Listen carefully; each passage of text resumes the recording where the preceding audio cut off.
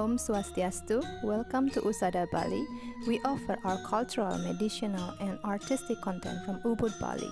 Your generosity will help support our artists, practitioner and staff and is gratefully appreciated. Greetings everybody. Thank you for being with us today. My name is Rio Helmi. I'm a student of Buddhism. I am happy to share with you what I understand and what I think could be useful for us at this time, this very strange time for us that we're living in at the moment. Once again, I'm not a lama, I'm not a monk, I'm not anybody special. However, I have spent a lot of time with my teachers, and hopefully something has rubbed off, hopefully something has come through. So I would like to preface this talk with the statement that actually this is something which comes from Buddhism. It's not very specifically for this corona, but it is very applicable for this time of the coronavirus. So what the title of this, I called it the Buddhism in the time of Corona, what Dharma lessons we can learn from the virus and the pandemic, and what we can do that is helpful in this new situation that we're dealing with right now. So what can be useful from Buddhism? First of all, we need to understand something about the Buddhist view, and we need to understand that the Buddhist view, which informs an effective practice, a practice of Buddhism that is useful, has two different aspects of development. Now, I think this is something which is not only, is not exclusively for Buddhists. I think it's something which can be useful for all people, independently of what religion or if they have any religion. I think it's simply a very useful approach to remember that there are two things, these two aspects that are important for us as Buddhists. First is to understand the nature of reality. And for that we use logic, and we understand the processes of causes and effect. Cause and effects. Cause and effects is very important in Buddhism. It's absolutely essential to understand cause and effect. And also the other aspect is loving kindness and compassion. Now, these two things are not necessarily as separate as we might think they are. They are actually very much interrelated. There is often, I think, it's possibly maybe a Western way of saying there's heart and mind. Now in Buddhism, actually the mind encompasses all of those things. It encompasses the intellect, it encompasses the feelings, the emotions, and so forth. So in any case, these two are very interrelated. The logical, the understanding, the nature of reality, and the loving kindness and compassion. They both need to be developed within us to overcome what's called in Sanskrit or Pali, dukkha. Now some of you might be familiar with this term, and in English it's usually translated as suffering. But in fact, dukkha, the term dukkha encompasses more than just simply suffering. It encompasses states of dissatisfaction, all states of being unsatisfied. So when we say, these dukkhas, the different dukkhas, we can categorize them into three broad categories. And the first one is, of course, the extremes of suffering, the extremes of anguish and pain, which come about due to sickness and mental pressure and so forth. And then the second category is a kind of restlessness that arises due to our discomfort and inability to deal with constant change that we inevitably experience. The Buddha pointed this out. For example, he said, we get tired of walking and we want to sit down.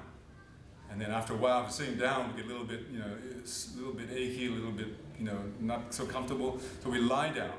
And after we lie down, after a while, we feel, we're getting a little bit achy and we have to stand up again. And so there's always this inability to be simply with the state that we're in and the changes. So that's another form of suffering. And then the The third category is something which is very specific to Buddhism. And the technical term for this is all-pervasive suffering. Now, that's kind of a mindful, and it might bring weird images to our mind. But really what it means is that we are vulnerable because of how we are made up and how we've come to be and the states of our mind. We're always vulnerable. We have this potential for suffering. Okay. So when we talk about suffering, there's one thing that we all want, and that's to be happy. That's simple. Everybody wants to be happy. And on top of it, all beings deserve to be happy. It's not just, happiness is only for certain people. Happiness, all living beings, whether they be animals, whether insects, and other things that we can't see, they all deserve to be happy. All beings deserve to be happy. But the problem is that we're not always clear about what happiness entails. And we're not very clear about how to get it. And sometimes our efforts to get this happiness actually makes things worse because we're a bit confused about that. So coming back to the first thing we talked about, the understanding the nature of reality, what this is about really is seeing things as they really are. How are things actually existing?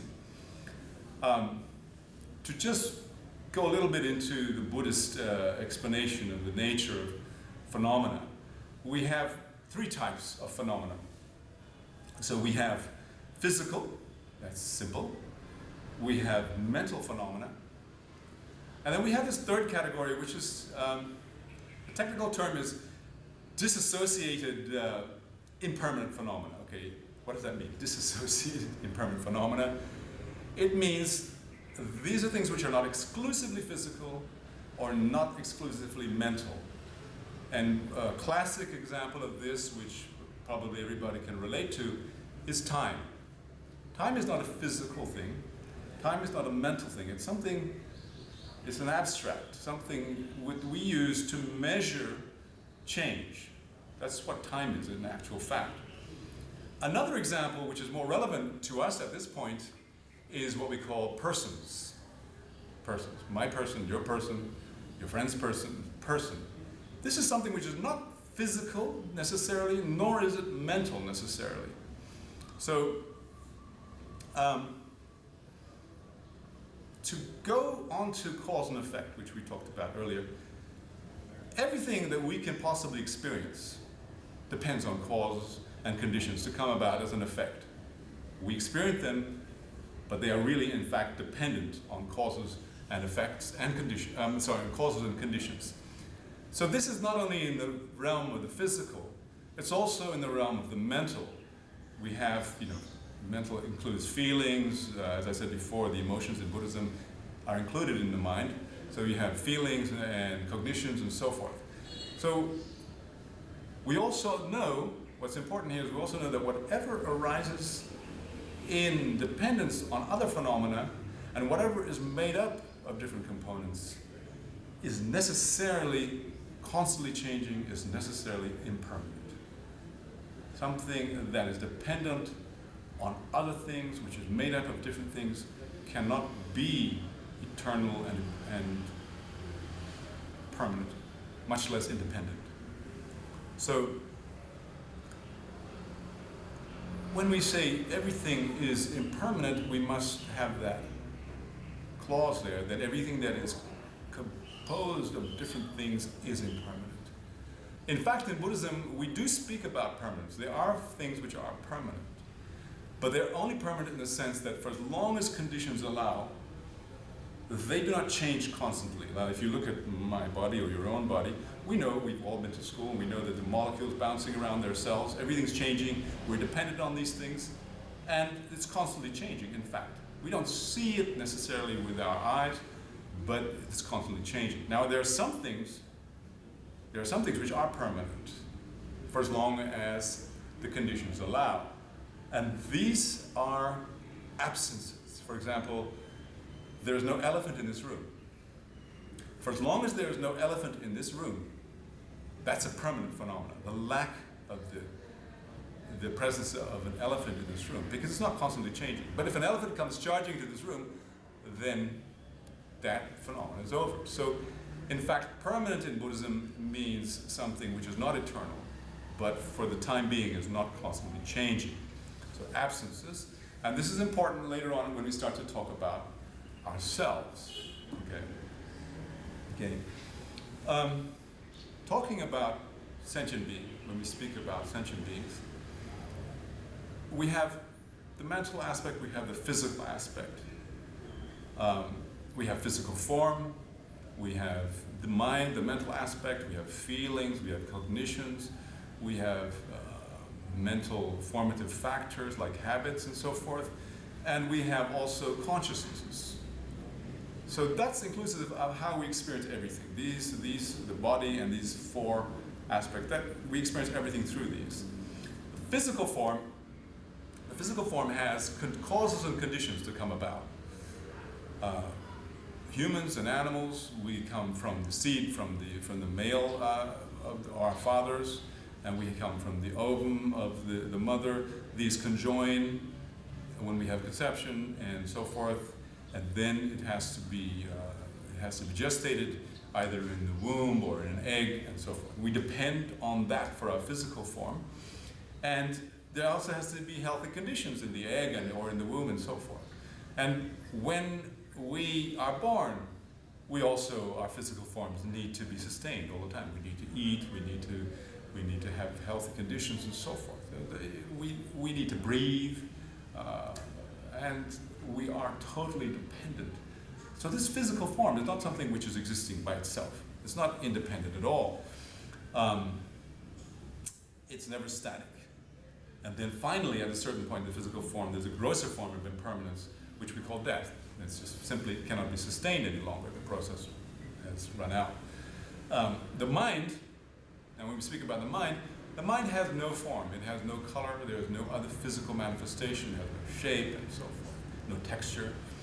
So the mental aspects of our mind are clearly, they're not arising from the physical. They depend on moments of mind that precede it. So the mind is also not something which is independently existing. It's not something which is monolithic. It's not something which is unchanging. It's constantly changing. It depends on the moment of mind before it, the input from mental consciousness, the input from sensory consciousness, and so forth. So all of these things give rise to moments of mind, and it's very, very, very, very fast.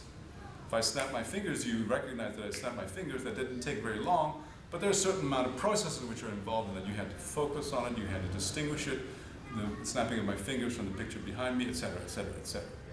So it's very, very quick. So the mind is very quick, it's constantly changing. So here we can see that the mind is also not something which is static. But what is different about the mind in a Buddhist perspective is that that mind stream, that continuum, doesn't stop with physical death. It continues. Okay, so that's the Buddhist perspective of it. Just coming back to mind. So what is mind? Mind, you can make it simple and you can say the mind is awareness, to be aware. So the mind often is described in Buddhist texts as the mind reflects within itself reality. So when you're looking at me now, it's reflecting in your mind. You're seeing me, but how you're experiencing me is within the context of your mind. Now here, this is an important thing, because for you to see me here or to see other things, it's not just simply awareness. You need other functions of the mind to make it clear. You need to have focus, you need to have attention, you need to have the ability to distinguish it from other things. And then there are other things come into play. There are other mental functions that come into play. For example, you have loving kindness, or you have hatred, you have indifference, or you have compassion, you have all these different things, and they actually come into play. So here, what we're going to talk about now are the things which we call disturbing emotions. These are the things which are kind of like poisons. We have a view of reality that is not necessarily the way things are. So when we have these distortions or these delusions, in Sanskrit they're called kleshas, the main ones that we talk about in Buddhism, there are 6 of these that we talk about. So we have ignorance, we have hatred, we have attachment, we have pride, vacillation, unable to make any kind of decisions and so forth, and wrong views. These can trigger one another, and sometimes they combine. We get things like, for example, secondary things like envy or spite, and a mixture of hatred and attachment and so forth and so forth. But in Buddhism, the first three are considered to be the most destructive. And they're so destructive that we call them the 3 poisons. So you have ignorance, hatred, and attachment. And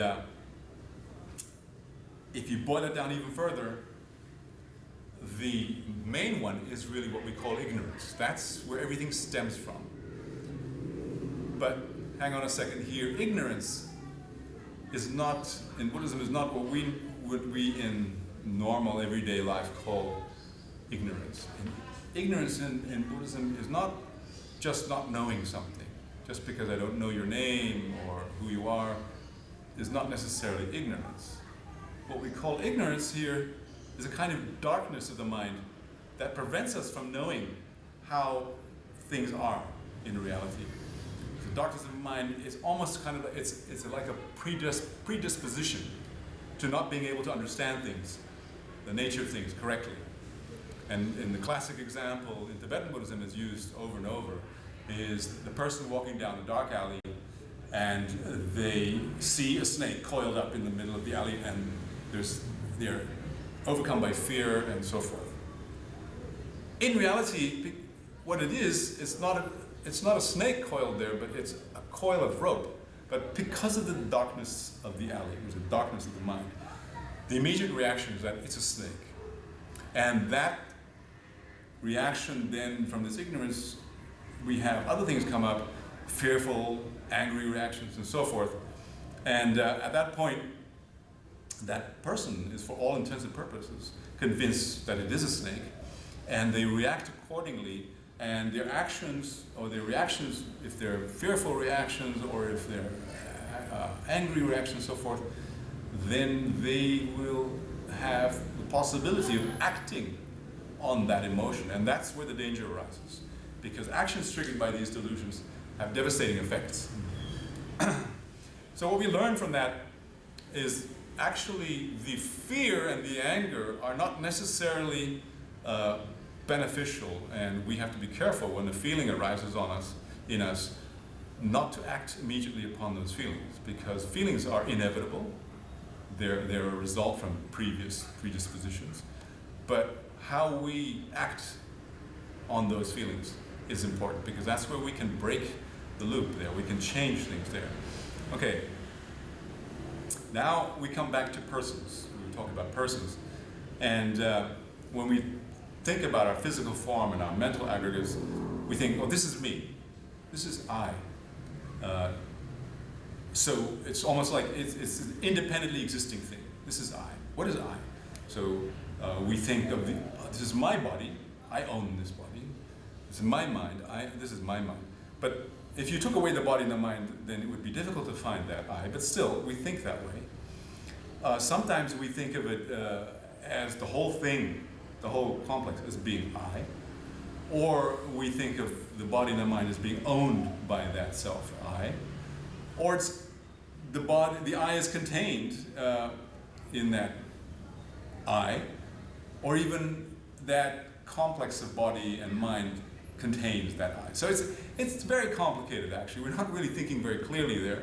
And an example of this is when we look in the mirror. The simple thing is you look in the mirror and you say, oh, that's my face. Or you think, that's me. Actually, logically speaking, these are two very opposing points of view. But in the muddle of our ignorance, in the darkness of mind, we gloss that. We just say, okay, that's me, that's my face, etc. And in fact, if that's me, really that's the possessor, And if that's my face, that's the possessed. But we make that all one. It's all mixed up. So here, what we're clinging to, in fact, what we're really, our attitude towards it is that this I is something independently existing and all-encompassing. And so with this projection,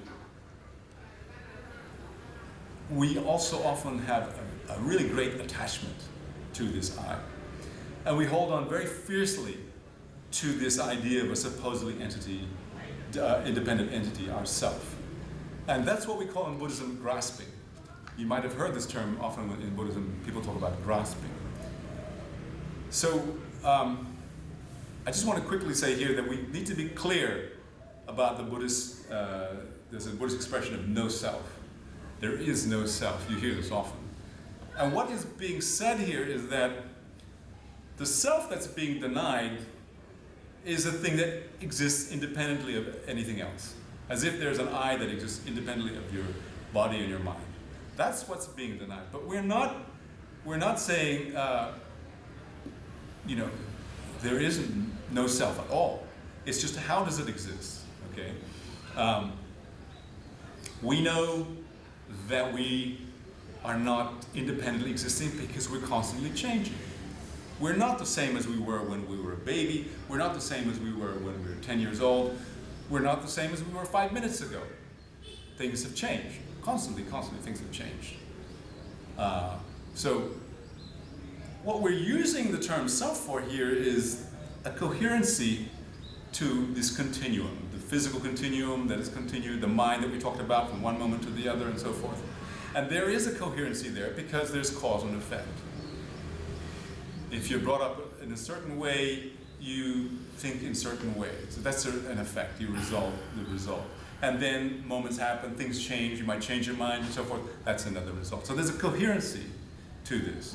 And that's what we're talking about. In technical terms, we call that the self as being imputed on the body and the mind. So it's imputed, something you see as being there, but you cannot separate it from the body and the mind.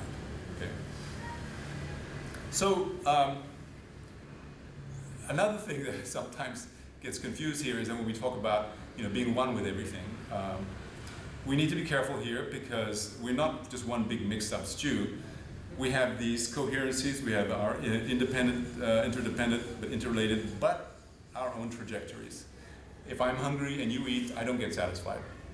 That's simple. So there you see. So, but we have commonalities and we have empathies and we are interdependent, we are interrelated, there's no question, okay? Briefly to talk about the way the Buddha taught for the first time in relationship to understanding the way things are. He taught about dukkha, and that was the first teaching that he gave. So dukkha is not something that we imagine, it's real for the person who experiences it. Okay. But it's also not something that is permanent. It's impermanent, it depends on causes and conditions, and it's necessarily something which we can see is arising independence on ignorance, the darkness of the mind. The problem with this kind of ignorant grasping is that we are trying to hold on to what we can't, and as I often say, it's grasping is like this independent self is like trying to hold on to water, trying to grip water. You imagine holding on to water in your fist, that you can't do this, okay? That's the first noble truth that the Buddha taught. He pointed out that our current ignorant existence is actually dukkha. And this dukkha, this conditioned existence, this suffering and unsatisfactory, is within a conditioned existence. We're conditioned to have that dukkha constantly by our ignorance and by the actions that we do and so forth. And that is what is called in Buddhism samsara. It's a wheel of suffering. Now, this is probably irrelevant, but I've always wondered what the people who called their perfume samsara were actually thinking. I'm not quite sure what they were thinking, but it made me laugh when I saw that. Because samsara is this constant wheel of vulnerability and suffering to which we're chained to by our ignorance. That's important that we get that. And that's the starting point of the understanding. It's the motivational thing. When we understand that our condition at the moment is what we call samsaric, it is dukkha, that's something that will then drive you to say, well, what's the cause of this? It's like when you step on something sharp or you have a pain in your foot, you immediately look down and say, what's causing it? So this is what the Buddha taught. That was the second noble truth. The Buddha said, the cause of dukkha is grasping. It's automatically setting us up for disappointment, automatically.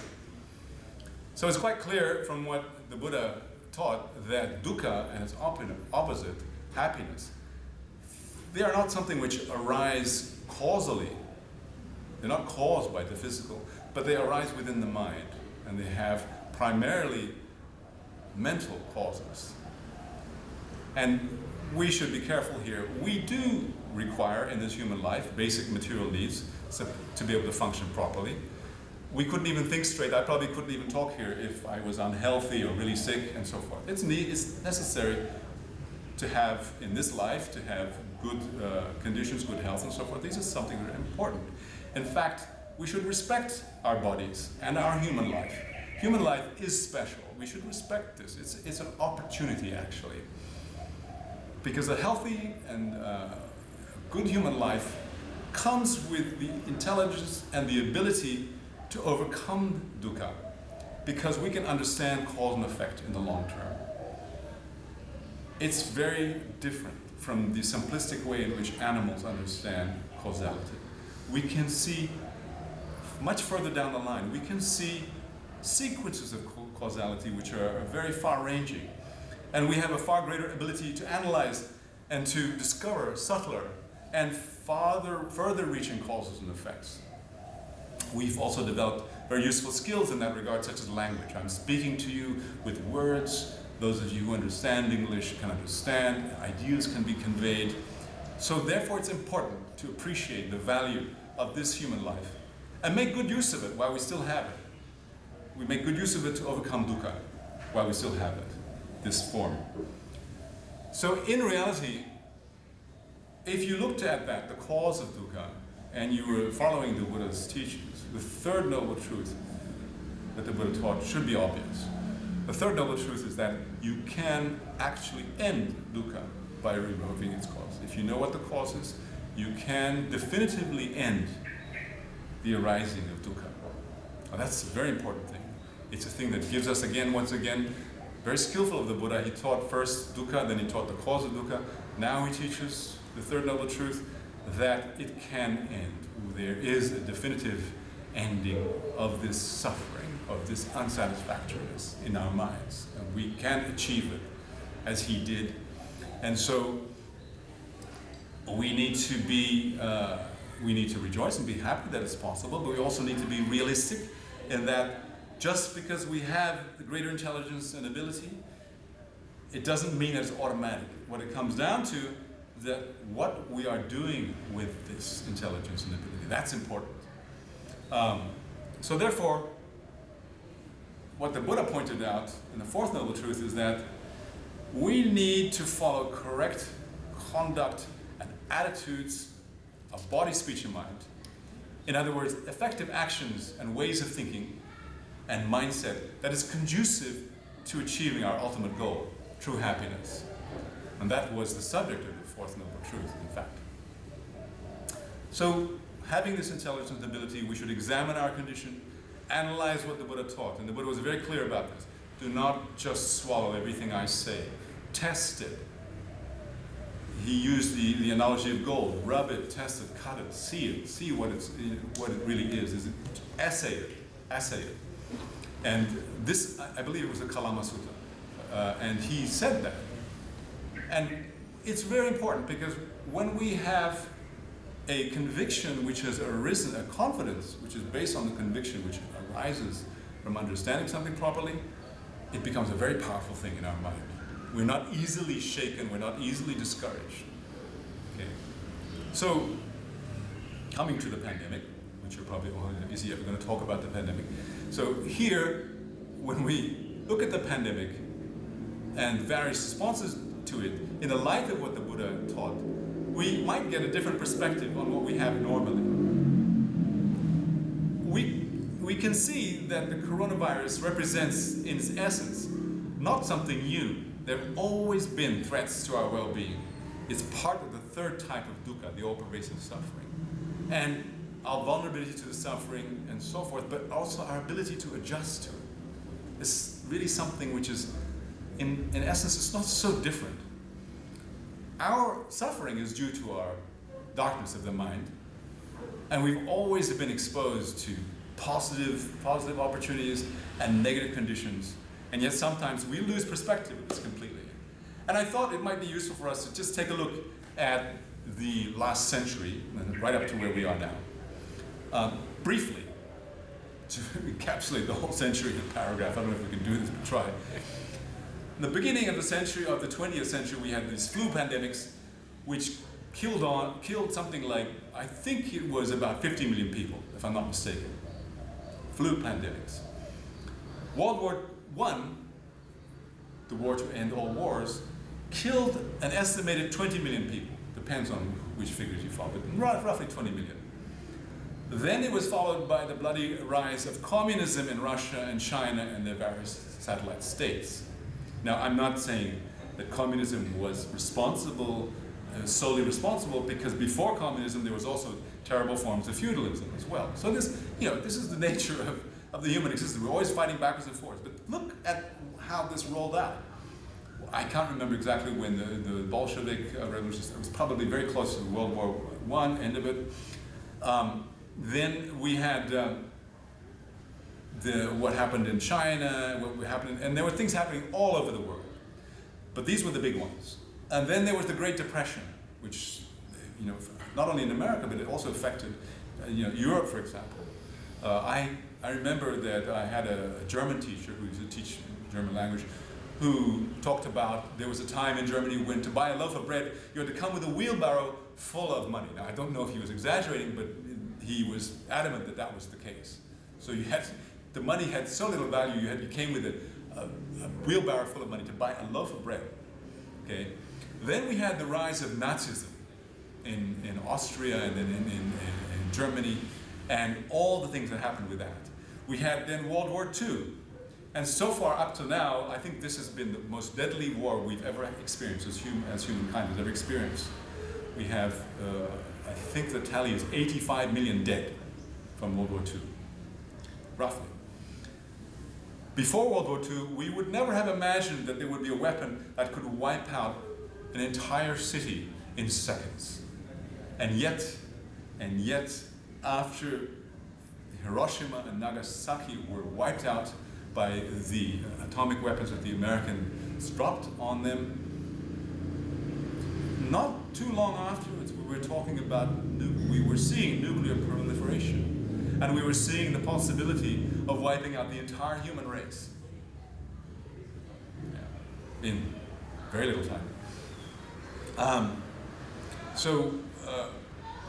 In the meantime, conflict after conflict happened. For those of you in the West, the Korean War, and then there was Vietnam, and all these different things happened. Conflict after conflict, right to the end of the century, and into this one, wars, bloody genocides, terrorism, suppression of native peoples, and also epidemics and other types of pandemics continue. There is no inhabited continent, and I don't think there is any country that has escaped some form of bad conflict, terrible conflict, suppression, and so forth. So the list is long, it's vast, it's kind of mind-blowing actually.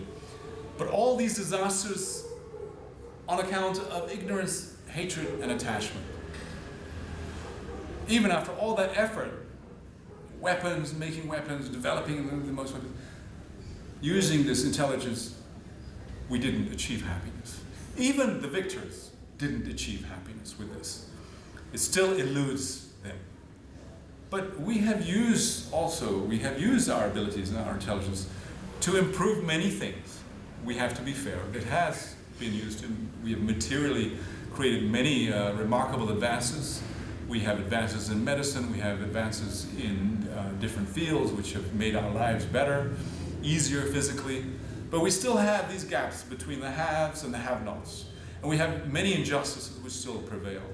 And we have managed collectively to make natural disasters much worse than they are through industrial global warming and overexploitation of nature, and frankly, uninformed and, well, if we speak plainly, some very stupid ways of dealing with these natural disasters and things. So two things become very clear when we look at that list of things, that itinerary. First, as travel and communications become more global, our interdependence becomes more manifest. It's easier to see our interdependence.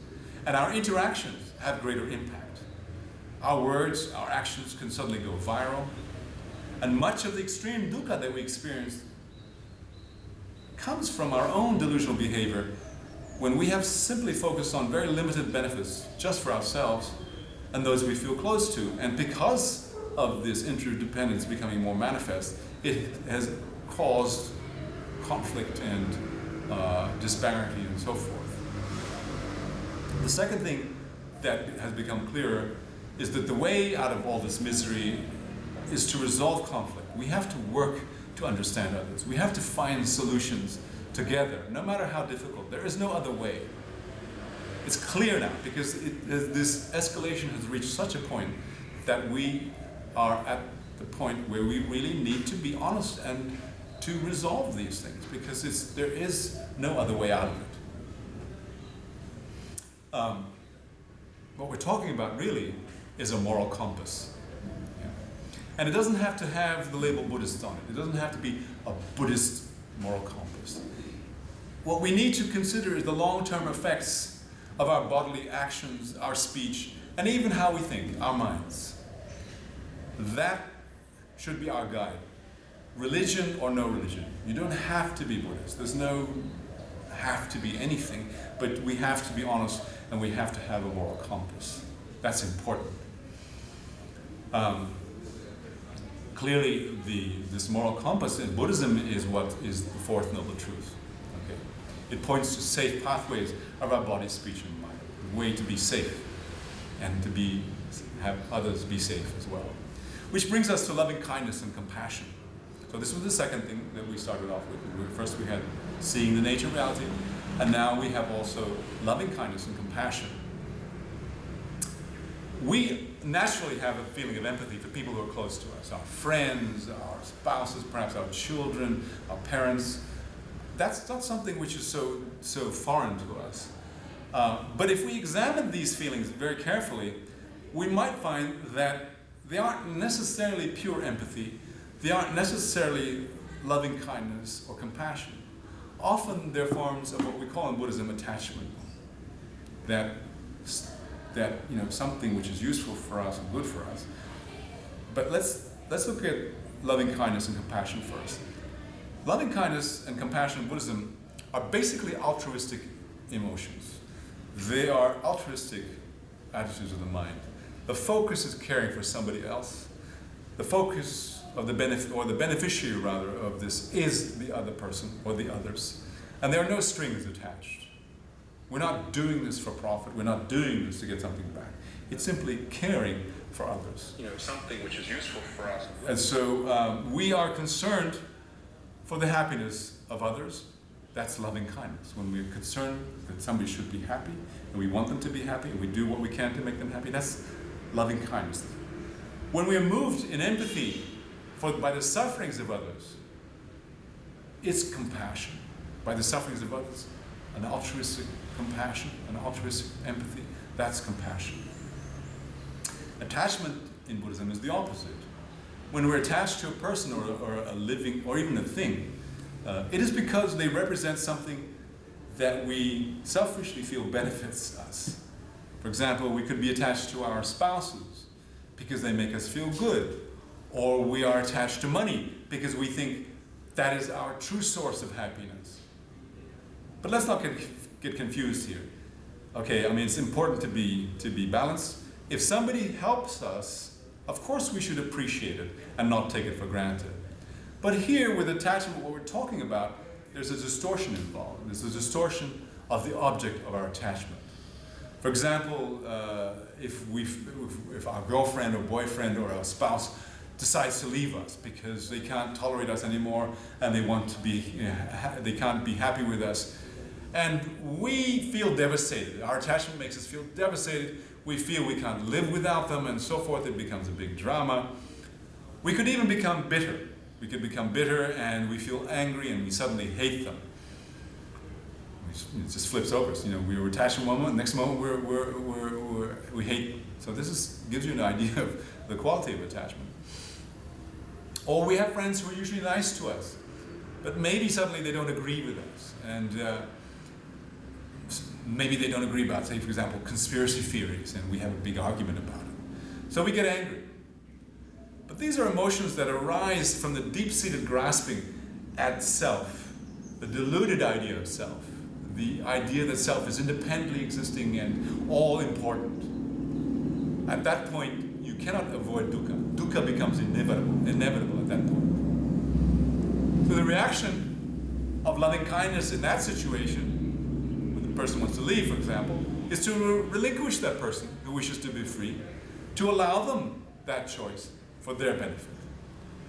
Or to understand, for example, that the other person has a right to an opinion. And if the other person is clearly mistaken, then there are causes for that mistaken opinion, which we might not perceive at this point, but we still care for them. We don't say, oh, go on. Of course, in real life, things aren't really that clear-cut. Sometimes it's a mix, which is why it is important for us to be honest with ourselves and pay attention to what's happening in our minds. There's a very famous line in one of the texts, which in Buddhism, Tibetan Buddhism, the text of Lojong, Transforming the Mind. There's this line that says, pay attention to the one witness. And what that means, the one witness is yourself. You know what you were thinking and what your motivation was when you did something. You can't lie to yourself. You can try, but you can't, because you always know. For example, you might do something because you want people to think you are wonderful, and you go out and make a big show of benefiting others and giving, money, etc., etc. But really, what you want is people to respect you, and you want people to think how wonderful. You know that. Other people might know that, but the one witness knows this. So pay attention to the one witness. So here, we need to have clear insight, loving kindness and altruistic compassion as the opposites of disturbing delusions, delusional emotions. So that's what we have to watch for. We have to be very careful. It's like being the guard dog on your mind. You just whoop, when that comes up, you're very clear about what it is. Because there's no other way that we're going to sort this out. There's no other way that we can change this unless we observe and are careful about this. If we talk about loving kindness and altruistic compassion, let's be clear, this is not a goody-goody thing. It's not, we're going to be loving kindness. That's not what it is. These are realistic attitudes which stem from our awareness that we are interdependent. We need each other just to survive. Let's not be silly here. The clothes we wear, this shirt or whatever, the food we eat, all of this comes from countless other people. Somebody grew the cotton, somebody spun it, and somebody cooked the food, but somebody grew the food, somebody sold the food, etc., etc., etc., etc. And that's just one meal, just one shirt. Our perspective is not limited to just people who are currently close to us. We need to be much more open than that. We need to understand how interrelated we are. Without our fathers and mothers, we wouldn't even have this physical form. We couldn't even procure or get the things that we need without other living beings. We think of all the things that you've learned in your life, the skills, reading and writing, language, knowledge. All of these come about through the agency of others, teachers, friends, so forth, people who've been helpful to us. That's how we learn. That's how we get skills and so forth. If we really think about that, you spend some time, just think 5 minutes about that, it's a very humbling experience. You realize we're not so great on our own, okay? It's humbling to remember and acknowledge this interdependence. Because we align ourselves with reality, the reality of our interconnectedness, it improves our mental well-being. And if we have loving kindness and compassion, it's beneficial to others. and ultimately beneficial to us. It makes it possible to overcome conflict. Through these altruistic attitudes, we actually tap into a far greater power of the mind. It opens our mind up. If we only think of ourselves, we're very narrow. We're thinking only just a very limited scope of experience, and an unrealistic one at that. And when we open up and we see the interconnectedness, when we see the interdependence, and we see how we are very much part of everything else, it really makes us much more open. It opens up our minds, it makes us clearer, it makes us much more capable of doing meaningful actions which are beneficial. So here in this pandemic, when we're talking about the pandemic, the virus is not something to be taken lightly. I mean, I really don't recommend that we consider it to be nothing. Yes, we should be careful, but being overwhelmed with fear or hatred is not really useful. It just creates more dukkha. So we need to be clear. We need to be practical. What's worse than the virus, in fact, and it's typical for many natural disasters, is the way we deal with them. So what's the most rational way to deal with it, a helpful way? It comes down to not getting infected and not infecting others through close contact and being careful. And we do this because we respect the value of human life. It's important that we remember that. In fact, during this quiet time, we can focus more on cleaning up our hearts and minds, reflecting on what's going on in our mind, like we talked about earlier, and generating this loving kindness and compassion. We have time to do that now. We don't have to run around and go to all the latest movies and do all the different things and all, we actually have time to do this now. We're not so busy. This in turn will make the contact we have with others much more meaningful and much more helpful. And it's much more helpful than a confrontational attitude that sometimes we get, because when we're really nervous and upset and we get very confrontational, we have a better, calmer attitude, and it's useful for us to help others. We don't end up poisoning our own minds and other minds around us with our negativity. We have some physical limitations. We might not be able to have close physical contact, but that doesn't mean that we're distancing ourselves emotionally. We don't have to distance ourselves emotionally from others. In fact, we can become closer now. We have time to have conversations which are meaningful with other living beings, with our friends and so forth. If we are limiting ourselves from preventing this, to prevent this virus from spreading, and making a small sacrifice, really, for the benefit of others and ourselves, so what? I mean, you look at what people went through during wars. Look at what people went through during World War II, World War I. We have the benefit, many of us, not all of us, we have the benefit of having a place where we can be. And if we don't, those who don't, we should have compassion for and try to help. We have maybe not a lot of food, but we can have enough food. And if there are those who don't have it, we can help.